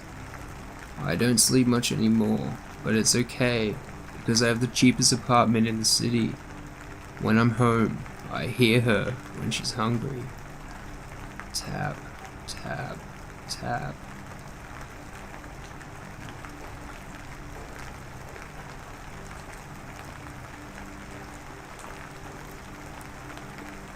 It was Saturday morning, around 9 o'clock, and I was still in bed when I received a text from my aunt, Marion. It was a request for me to come visit her as soon as possible. This was rather unexpected, as I hadn't heard from her in months. About 3 years earlier, my aunt and uncle had lost their only child. My cousin David was only 8 years old when he had drowned in a pond on the property that my aunt and uncle owned. It was a devastating blow to both of them. Sometime after David's death, they were divorced and my uncle moved away, but my aunt continued to live at their home. She hardly ever went out, and soon cut contact with all her friends and most of her family.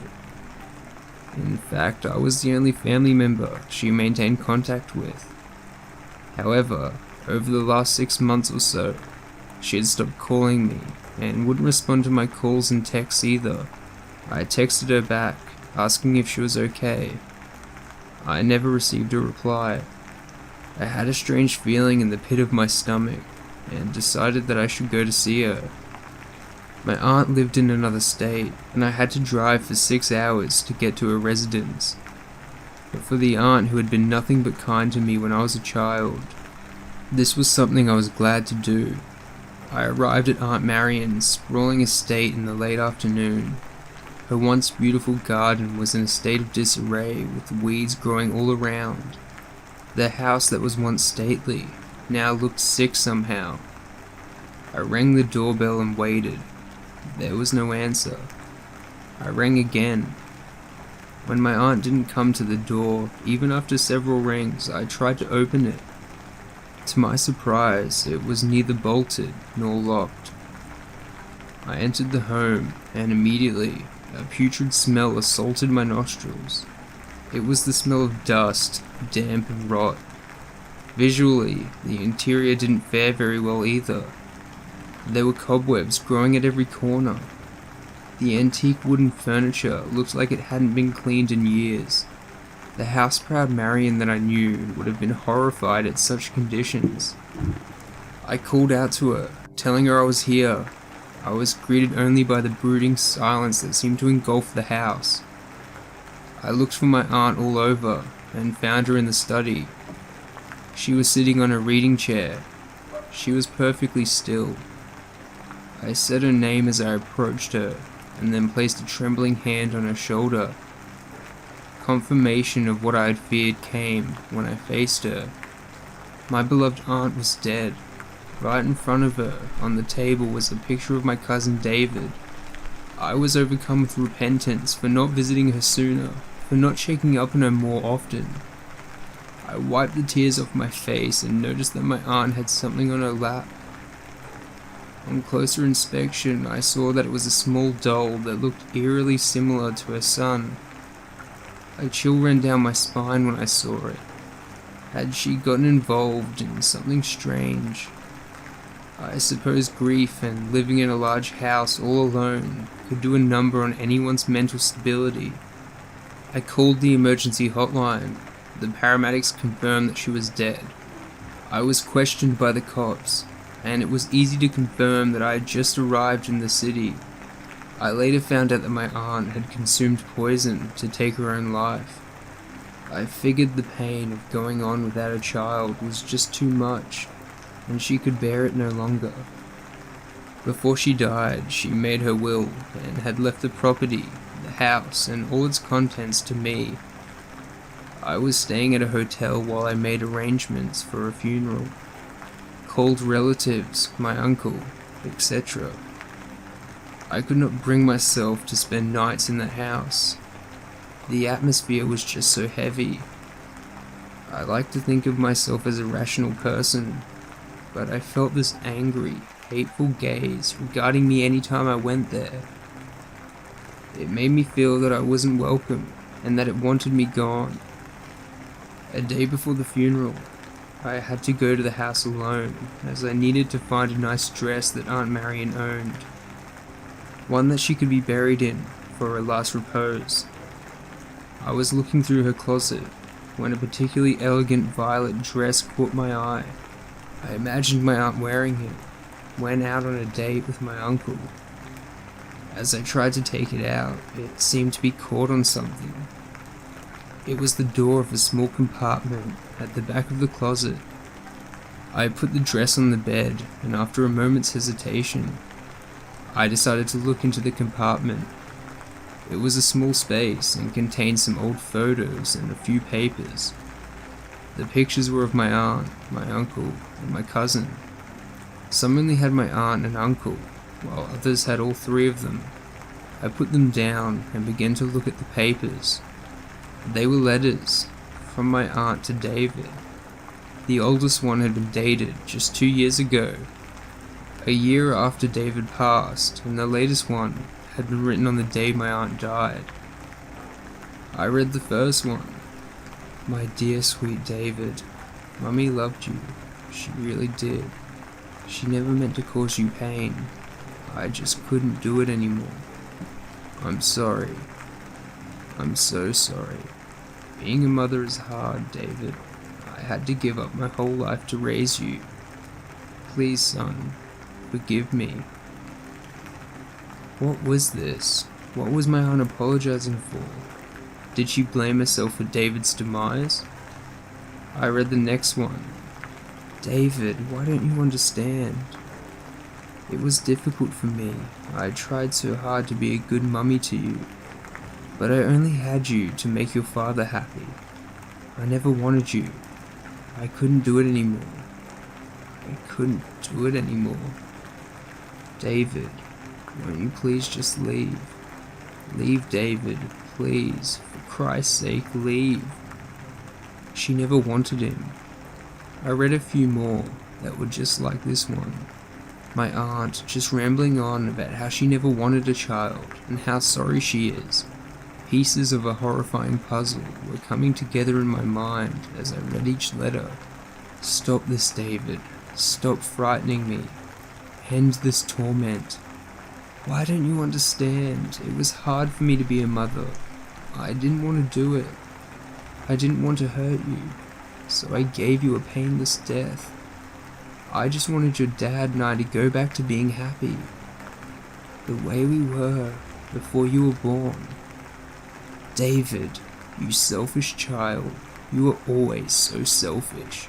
You drove your father away from me. Even in life, you came between us, so I got rid of you. I had to. But your memory took him from me. David, you ruined my life. David, you evil child. And now, you want to keep me here to torment me. Leave me alone, David. Just go. Leave, David. The last letter my aunt wrote, the one she had written on the day that she died, read, David, you vile, evil creature. I won't let you torment me anymore. I won't, David. I won't let you keep me here. You never loved Mummy, did you? After all I did for you, you selfish, evil creature, I'm going to escape, and I'll come for you now. Yes, David, Mummy is coming to punish you, you evil child. Mummy is coming, David. Mummy is coming for you." In these letters, my aunt had confessed to the murder of her son. Had it been the guilt that had driven her insane, or was it something else? I couldn't just stand there and ponder over this for too long. I heard from a distance what sounded like a child's laughter. It was very faint, but was enough to send me scurrying to the safety of the outside world. I took the dress and the letters with me. I gave the dress to the funeral director and told no one about the letters. Yes, my Aunt Marion was a murderer. Yes, she had done a dastardly deed. But what good would exposing her do now? It would only serve to crush my uncle, who had finally moved on and had a new partner. I decided to burn them.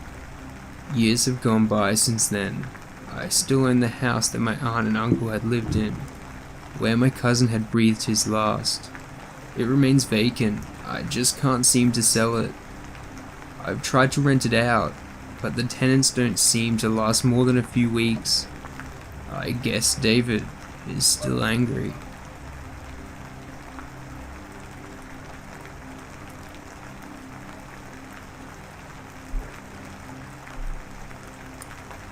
When my sister Jillian announced her second pregnancy, I was so happy for her and my brother-in-law.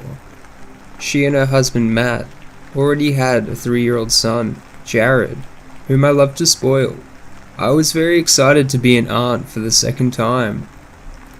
Unfortunately, when my sister was in her 7th month of her pregnancy, the world was ravaged by the COVID-19 pandemic, and life seemed to come to a standstill. Shortly afterwards, Matt was laid off from his job. Jillian worked from home, but her income wasn't nearly enough to pay rent on their 2-bedroom flat. I couldn't bear the thought of my dear sister and her family struggling. I own a 3-bedroom house and invited them to stay with me until the pandemic waned and Matt found a new job. They agreed and soon moved in with me. My sister and brother-in-law took one of the spare bedrooms. My nephew took the other one. The new baby would sleep in Jillian and Matt's room. My dog Nova, a German Shepherd Rottweiler mix, has always been very gentle with Jared. Every time he came over, they had a blast playing together, under supervision of course. I often jokingly called Jared Nova's tiny human. I was looking forward to how she would react to an even tinier human. 2 months later, Jillian gave birth to a healthy baby girl. Matt was over the moon, and Jared too seemed excited to have a little sister. I didn't go to the hospital due to COVID restrictions, and instead got everything that my sister would need ready at home. As soon as their car pulled into the driveway in the early afternoon, Nova tucked her tail between her legs and whined. This was something I had never seen her do. I wanted to comfort her and take care of whatever was bothering her, but I had to go help my sister out of the car while my brother-in-law got the car seat out. Nova ran off into my bedroom and stayed there. Until we had entered the house, I hadn't got a good look at my niece. When everything had settled down, I decided to greet the new addition to the family, Akira. I looked at her little face, ready to introduce myself as her aunt, but something stopped. Akira's gaze held an eerie intelligence, a strange sort of awareness, one that didn't seem to fit the countenance of a newborn infant. Her blue eyes seemed to regard me as if she was sizing me up, trying to see if I would be a problem for her. Matt noticed my discomfort and jokingly said, "I didn't know you were that scared of babies." I made an effort to smile and set aside my discomfort. I tickled Akira's little feet and welcomed her to the world. I told myself I was just tired and seeing things. We got Akira into her crib and Jillian settled in to get some sleep. Matt and Jared were playing in the living room. I went to fill up the water bottle Jillian kept at her bedside. As I was about to exit the room, I heard a female voice say, "Finger." The voice sounded childlike, but I jumped to the obvious conclusion that it came from my sister. Who else would have said it? I went close to Jillian to ask if she needed anything, but she was asleep. Then I heard it again. "Finger. Finger." I froze when I realized that it came from the crib. I looked in, and baby Akira looked me in the eye and said once again, "Finger." I just stood there. It was as if my brain could not process what it had just seen and heard. I stumbled out of the room. I went downstairs and asked Matt if it was normal for newborn babies to talk. He looked at me like I had two heads and asked, "What?" I realized how ridiculous that question sounded and just replied, "Oh, nothing." The baby monitor hadn't been installed yet, so he obviously didn't hear the baby talk. I should mention that the entire time, Nova refused to leave my room. She stayed near the bed with her ears perked up. Since the day Akira entered my home, Nova only left the room to go outside. She would do her business and then rush upstairs to the safety of my bedroom. The next morning, we were all sitting at the breakfast table, and of course the baby was there too. I was slicing us some more apples when the large butcher knife I kept in the knife case fell on my finger. Let me rephrase that. The knife seemed to jump out of the case and the sharp end landed on my finger. It caused a long and deep cut, and in seconds the cutting board and the apple slices were painted crimson. Jillian and Matt rushed to check on me. Jillian asked why on earth I would use a big-ass butcher's knife to cut apples. I wanted to tell her that this inanimate cutting instrument had pretty much attacked me, but I bit my tongue, as I had started to question my own sanity. But then, as Matt was bandaging my finger, I looked at Akira. I didn't know it was possible for a baby to look evil, but that's exactly how Akira looked. And I don't mean the "fuck you, I'm gonna start crying at 3 a.m. kind of evil. This was a look that said, "Bitch, I'm just getting started." For the next few days, life went on as normal. I tried to explain away the incident that had occurred just days prior. Akira hadn't really said anything. My tired brain was playing tricks on me. The butcher's knife hadn't been properly placed in the case, so it fell on my hand. The baby hadn't given me any kind of look. It was probably just a baby making a weird face. Babies make weird faces all the time, and Nova was probably just sick or something. I spoke to a vet, and he agreed to let me bring her to his home for a quick checkup. As we drove to the vet's house, the old Nova seemed to have returned. She thoroughly enjoyed the drive, as she always did. She looked out of the window as her ears blew in the wind and pawed at my hand, asking for pets. The vet examined her and told me nothing seemed to be wrong. He asked about her food intake and bowel movements, and told me that she didn't show signs of illness. On the drive back, Nova was her playful self, until we got to the front door. She seemed reluctant to go in. I had to pull her indoors by her leash. Jillian greeted me and asked if Nova was okay. I told her she was fine, even as Nova rushed upstairs. Matt was in the kitchen, making dinner. Jillian and Jared were playing on the living room floor, and Akira was in her bassinet, gurgling like any other baby. I felt guilty for having had those awful thoughts about her. Jillian's phone rang, and she went to answer it. I decided to play with the baby. I touched her little cheek when she suddenly said, "Chest." I withdrew my hand immediately in fear. She once again gave me that evil smile. I looked at Jared to see if he had heard it, but he seemed lost in his own make-believe world. Jillian was coming back into the living room when the chest of drawers in the hallway that was leaning against the wall fell over.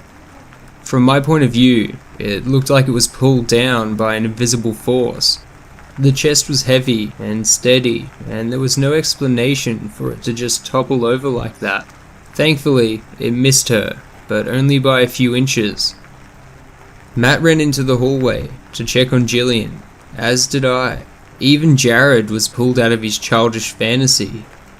We asked Jillian if she was okay, and Matt asked how the chest had fallen. As we picked up the chest and the items that had fallen out, Akira's chest replayed in my mind over and over again. Jillian went back to playing with Jared and Matt to the kitchen. When I looked into the bassinet again, Akira was grinning from ear to ear. The grin was one that I'm not sure is possible for a baby to produce, but there it was. I decided to take a leaf out of my dog's playbook and keep my distance from Akira. I would avoid going near her. When Matt and Jillian played with her, I would only smile from a safe distance, or I would simply interact with Jared instead. I tried to disguise my aversion, but my sister still noticed. One evening, she asked me point blank why I'd been so distant from her daughter. I tried to come up with some cock and bull excuse, but she was clearly hurt by my behavior. She said, "I just think you should interact with her while we're staying here. Who knows when we'll get to spend so much time together once Matt gets another job and the lockdown is lifted."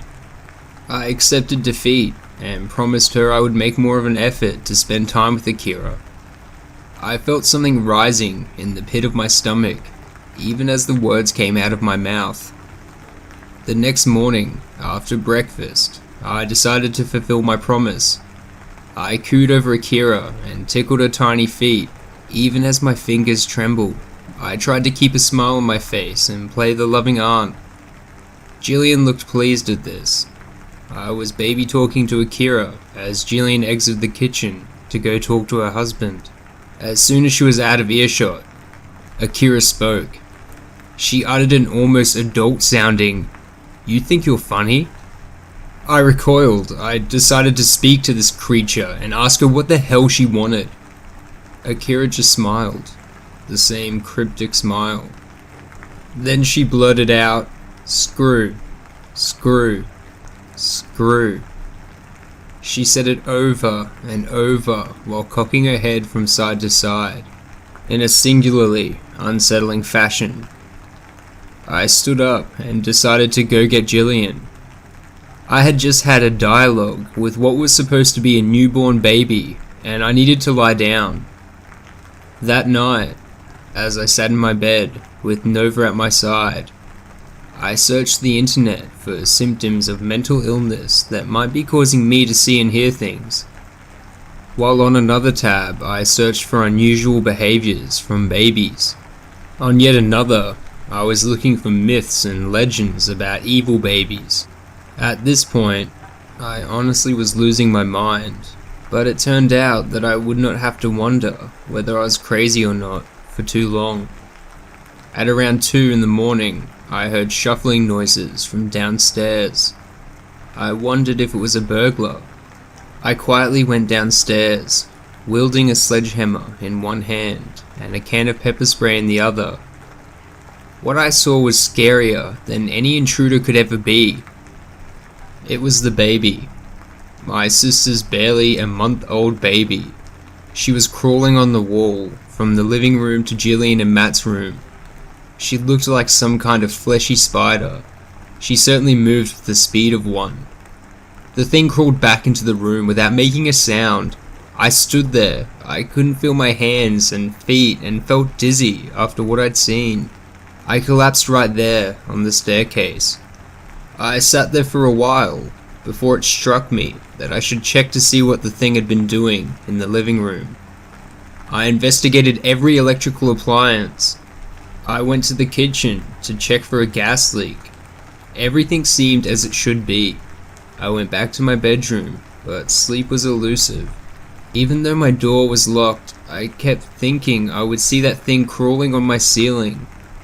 I was insanely grateful to be able to cuddle with my beloved dog for comfort. The next morning, I looked like hell. Not only was I awake all night, I also spent the last few hours gripped in overwhelming fear. My sister asked if I was feeling okay. I told her I was fine and that I just couldn't sleep. As if on cue, the reason for my haggard appearance was brought into the living room by Matt. Little Akira, blood-curdling scary baby Akira, was in a little bassinet, looking as harmless as any newborn. After breakfast, we all sat in the living room to watch some TV. Even as we chatted and laughed, my eyes were constantly drawn to the baby. I kept looking for any more signs of the evil I'd caught glimpses of. Nothing. She just gurgled and cooed. Matt got up to get some water from the kitchen, and as he was coming back, he suddenly stopped and yelled at us all to get up and get away from the sofas. He was so hysterical that we did what he asked immediately. Our confusion lasted but a few seconds, when the chandelier just above the couch fell and shattered into 1,000 pieces. Glass shards flew everywhere, and while no one was harmed, little Jared was clearly terrified and began to cry. While Jillian attended to him, Matt and I tried to figure out how the hell this had happened. The chandelier had been there ever since I bought the house 3 years ago, and never even looked like it was unstable or poorly attached. Matt told me he saw it just hanging on for dear life when he told us to get away. Then I remembered what Akira had said the day before. Screw. I remembered what I had seen last night and put two and two together. This chandelier weighed about 50 pounds and was suspended 14 feet above the ground. If it fell on any of us, it could have done some serious, even permanent damage. I shuddered when I considered that it could have fallen on Jared. I was now well and truly terrified of what Akira was capable of doing. Later on, after everyone had calmed down and we had vacuumed the entire living room to get every tiny piece of glass off the floor, I asked Jillian if she had heard any movement the previous night or if she saw something unusual. Of course she said she didn't, she was fast asleep. I don't know what I expected her to say. Matt was holding Akira, trying to get her to burp. His back was turned towards me, but Akira looked right at me.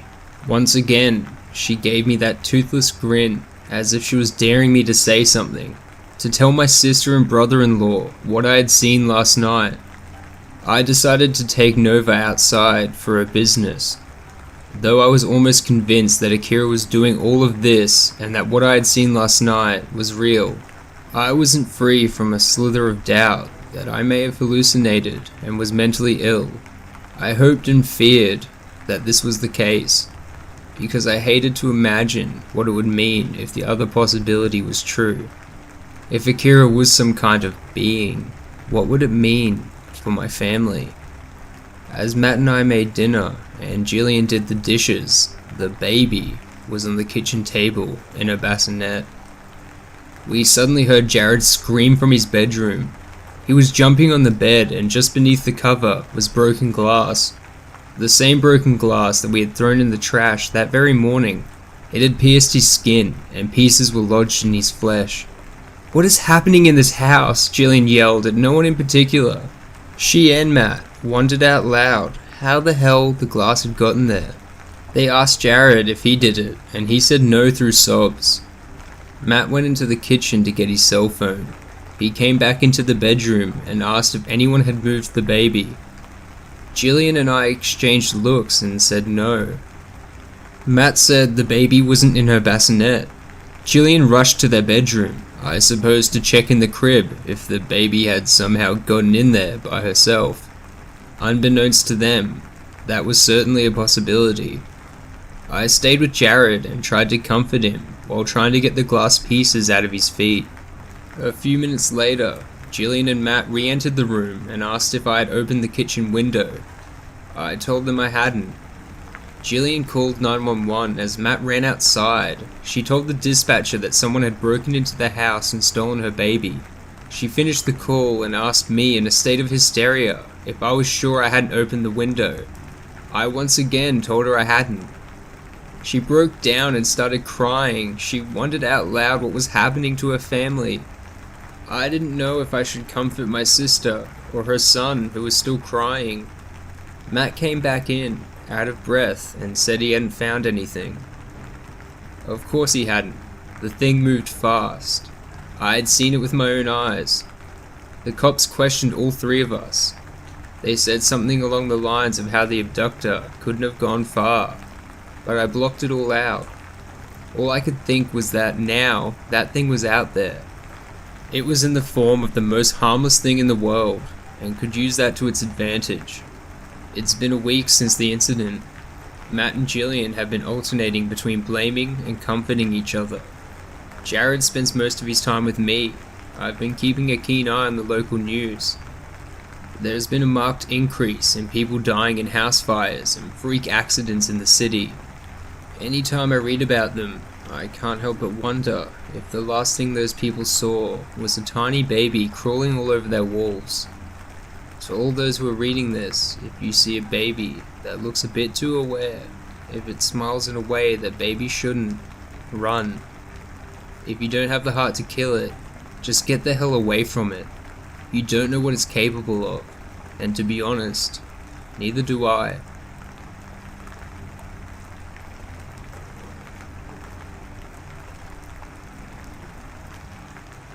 My favorite thing to do on the internet is those item search games. You know, those ones that give you a list of miscellaneous things. Like a used match, a flashlight, a lawn chair, a flamingo, a blanket, a coffee cup. Well, you have to look through the impossibly detailed scene to find them. I think they're known around the internet as hidden object games. There are some pretty good ones, but most of them are just amusing distractions. I pirate them all, because I'm not paying $20 for some glorified and extended Where's Wally for the PC. I don't feel bad. People buy them on the internet, and they should know that most people would pirate their games anyway. My favorite was this one called The Murders of Jack the Ripper. You play Inspector Aberline, trying to solve the cases, or a madam named Black Alice, if you choose to play as a female, and you play through the investigation, locating all the bodies of the victims. Each crime scene was a hidden object scene. There are about 20 victims of the murders. Emma Smith, Martha Tabram, Mary Ann Nichols, Annie Chapman, Elizabeth Stride, Catherine Eddowes, Mary Kelly, Rose Millett, Alice Mackenzie, Frances Coles, Mary Sutman, and others. I can't remember all of them. It's been about 5 or 6 years ago since I played it. I used to play it in high school, before I got to college and learned of the internet. I haven't really had any time to play them since. This was also in the early 2000s, when the internet was less prominent, and what guides one could find either had to be printed out or saved as a document. I didn't have my own computer until I went to college, which I bought with my graduation money, so I couldn't save any of the guides or the game. During the game, you have to find all the different clues that will lead you to his lair, where he's being tortured by this thing, this giant, 6-foot, winged creature in a robe. She has white blonde hair, covered up by a blue robe, and she has this smile on her face. I can't exactly describe it, it's not too wide, but the more I stared at it, the more uncomfortable I became, and the more the smile seemed to widen. She wears a blue dress that resembles a ball gown, which poofs out at the bottom. Her skin is almost entirely covered by this dress, and I'm not exactly sure how the wings, which must be attached to her back, can exist at all with that dress on. But whatever, it's a video game. The things that she actually does to Jack in the game's final score changed depending on how many secret items you found. There were little artifacts that showed up briefly during the hidden object scenes, like Emma Smith's hairpin or Mary Kelly's garter, stuff like that. And they were completely separate from the 10 objects required to finish a murder scene. Once you found all 10 objects, your chances at getting the secret item were gone forever for that playthrough. There were a few checkpoints at 5 secret items, 10, 15, 20, and the hidden object, 21. No matter how hard I tried, no matter how hard I looked, I could never find more than 20. I have no idea what it was or who it belonged to, though the only major character missing in the game was Jack, so my guess would probably be that it was Jack's knife. I went away to college and learned how to use the internet. It's a wonderful thing, no? I taught myself the proper way to do Google searches and stuff, and I forgot about the game for a while. I met a girl, got married, danced with my mum at my wedding, walked down the aisle to Pachelbel's Cannon, and eventually, my wife and I bought a house. We had some wedding gifts to furnish it, but we had little to no food at the time, and less money, so we do a lot of shopping at Walmart. This was how I was reminded of the game again. They were selling it in a bargain bin for $5, and I decided what the hell, I'd get it. Normally, I'd buy myself some sort of treat like a bag of Doritos or a box of gourmet popcorn, but this time, I bought myself the game instead. My wife rolled her eyes and muttered something about video games being my other woman, and then she kissed me on the cheek. I didn't play it immediately when I got home, but tomorrow was my day off. My wife had to go to work at the hospital that night, and wouldn't be home again until around 3 AM. And so I decided to relive my high school years just a little bit. When I booted up the game, I put my name into it, and it opened the title screen. It was just the words, "The Murders of Jack the Ripper," scrawled in red font that looked like blood across the top of my screen. Underneath was a dark, foggy alleyway with a mysterious figure walking towards the camera. Pretty standard affair, really, nothing too remarkable. I booted the game up and started on the first level. The first scene played out as I expected. The first murder was of Emma Smith, a prostitute who was murdered in a dingy Whitechapel alleyway.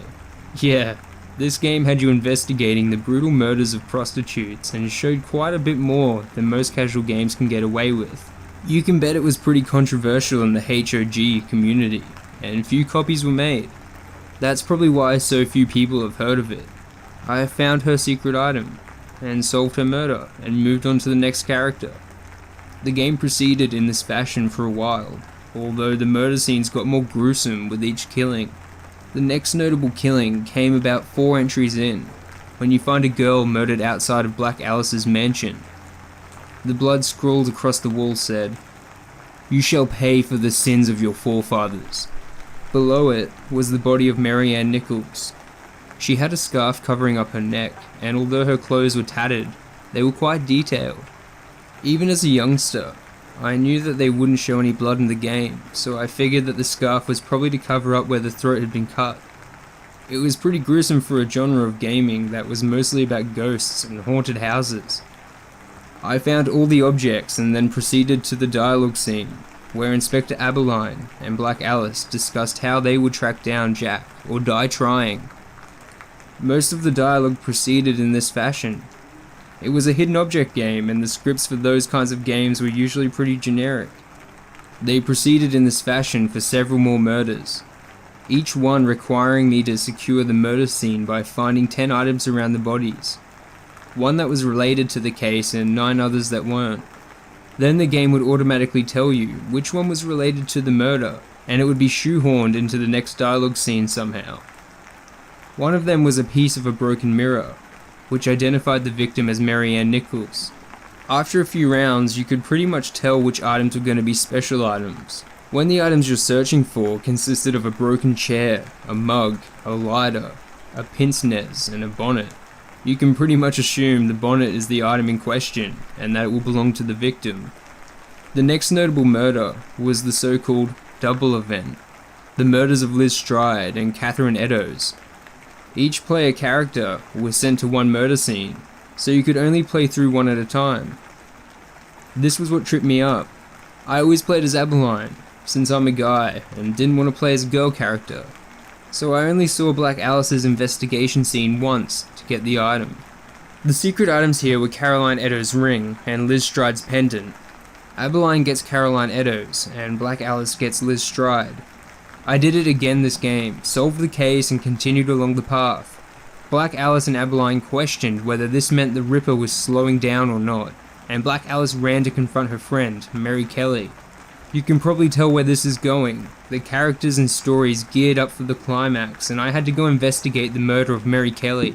Mary Kelly's death was always my favourite. I have no idea about the Jack the Ripper lore, so all I had to go on was the Johnny Depp movie. I guess the real Mary Kelly died, even though the one in the movie lived. Hollywood never gets things right. She dies in this game too, and it was my favourite because she always looks so peaceful. She's splayed over the bed, looking like she's poisoned or she died in her sleep. I picked up her garter off the floor, finished the scene, and was about to finish the game. It was then, right before the final scene, when I decided to check my achievements. The game keeps track of how quickly you solved your murders, and if you can solve a scene under 2 minutes or over 10, it awards you a badge. If you can activate a scene between Black Alice and Mary Kelly, it awards you another badge. I ended up with most of the badges, but I noticed the one I was missing was the secret item achievement, as I only had 19 out of 21.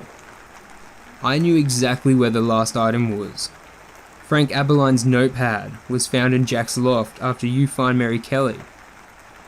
The final hidden object scene was searching Jack's loft after you find out who he is, some supporting character whose name is also Jack or something.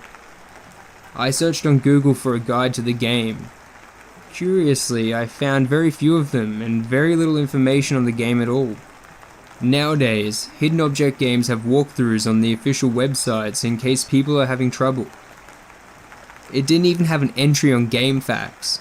All I was able to find was a message board with some generic tips for hidden object games, like find the object before the time runs out, or use your hints, which were not helpful and kind of insulting. There was one site that was helpful. It activated Norton security alarms, but I turned them off because just about every pirate site I visited set off those damn things. It was a message board that looked suspiciously like GameFAQs, but was something else. Most of the people weren't helpful, spewing the same garbage as the rest of the internet. But there was one post that struck my attention. It said the following, and nothing else. Do not play this game. If you bought it, return it. If you pirated it, delete it. It doesn't look evil, but it is. I know how that sounds, I really do, but this game is evil. Don't play it. I was struck by how odd this was. Why would someone be this adverse to playing a game? I'd heard rumors around the internet about things like Ben Drowned and all the various haunted Pokemon cartridges, and I like some of those stories, but that's all they are. I don't believe for a second that the games are actually haunted. I tried not to think about it anymore. Someone posted below the comment with another. It was almost as short, but it actually told me how to get what I wanted. He said it was obtained by clicking on the hand of the blue angel creature that is not holding the knife. This didn't make much sense as the creature's other hand is behind her dress, but I thought I'd try it anyway. I booted the game back up and let the scene play out as normal, and the final scene played. Abeline and Black Alice had tracked the Ripper to his hideout, and he was about to be unmasked. Of course, they didn't find him, just an empty apartment. I played through the hidden object scene and got the notebook like usual. Abeline and Black Alice proceeded into the bedroom, where they saw the blue angel creature hunched over Jack's unconscious body. She held the knife in her right hand, above her head. The left hand, which was furthest from me, was behind her dress. While the dialogue played, something generic where Abeline and Black Alice talked about how afraid they were of the angel thing. I followed the path the left arm should take down to the hand, and clicked. The standard, "You have found a secret item," window popped up. And I saw the secret item I'd been missing this whole time. The secret item the game awarded me was Jack's heart. Jack's heart was disturbingly well rendered for a game that featured nothing but two-dimensional portraits that never moved throughout the entire game. Having a realistic rendering of a heart that was actually beating made me feel a little uncomfortable. The blood from the heart dripped down over the text and the OK button for the dialogue. After I accepted it, the game showed me a black and white photo of a woman lying dead under a sheet. Her head was facing towards me, and her nose and breasts had been cut off. Her leg had been cut open, and the sheet was dark with what I assumed to be blood. It was incredibly unnerving. It stayed open for an uncomfortable amount of time. After the image faded from the scene, Jack was on screen with the Blue Angel creature. She was holding the knife that he used to kill his victims, and the image showed her about to lower it down into him. Jack was looking directly at me, a look of abject terror on his face. He seemed to be pleading for help. The screen cut to black. I stared at it for a good 10 minutes, not knowing what was going on. But I did know one thing. I was shaken. I began to do some research on Jack the Ripper, and by that I mean I googled his name. He only had 5 official victims: Mary Ann Nichols, Annie Chapman, Elizabeth Stride, Catherine Eddowes, and Mary Jane Kelly. The rest are suspected. Since this game had much more than 5 victims, it must have used some non-canonical victims, as they're called. I found out a lot of interesting things. Half of the victims were invented solely for the game, but many of them were murders that were often connected to Jack, even though nothing could be proved. Black Alice was a totally original character, probably made to appease feminists or appeal to gamer girls or something. I had to play through the game again. It would take me another 3 or 4 hours, and my wife would need to sleep when she got home, but I couldn't stop. I had a sudden desire to play through the game one more time. I don't know why, but I had this feeling that something different would happen this time. If I played through the game again after getting all of the secret items, I felt something else would happen. I couldn't be sure what it was, but the feeling was stronger than anything I'd felt in my life. I booted up the game, and right away, I knew something was different. The game was now called The Murder of Jack the Ripper, instead of murders, plural. The font color was now green, and it was now in a smoother, cursive font instead of the angular, jagged letters I remembered. The title screen no longer showed the shadowy figure walking through the mist, but rather the side character who turned out to be the Ripper, kneeling before an altar in prayer. He looked incredibly disturbed. I clicked on the new game option and started playing. The game opened with the investigation of Emma Smith's body again, but this time, I could see quite a bit more of her. Her torso had been sliced open, her eyes gouged out, and her tongue split in half. Instead of finding generic items like matches and statuettes, I had to find her organs, her small intestine, dismembered nose, eyeballs, and several fingers replaced the harmless items from before. After the murder, Black Alice and Abeline appeared on the screen once more. Instead of the generic dialogue they had used upon meeting each other, she told him that Jack the Ripper was probably too smart for him to catch. I knew the ending was supposed to change if you got all 21 secret items, but not this. The next 4 murders got more and more graphic, like before, but this time, Emma Smith had set her bar much higher. I still had to find the pieces of the victims' bodies, but they'd escalated to decapitated heads and whole arms instead. By the time Mary Ann Nichols came around, her neck was no longer covered by a scarf. I could see the cut on her throat that had killed her. She was lying in a pool of her own blood. Her clothes were soaked in it, and they were even more tattered than I remembered. I still had to find the shard of mirror that belonged to the victim, although there was no secret item to collect this time.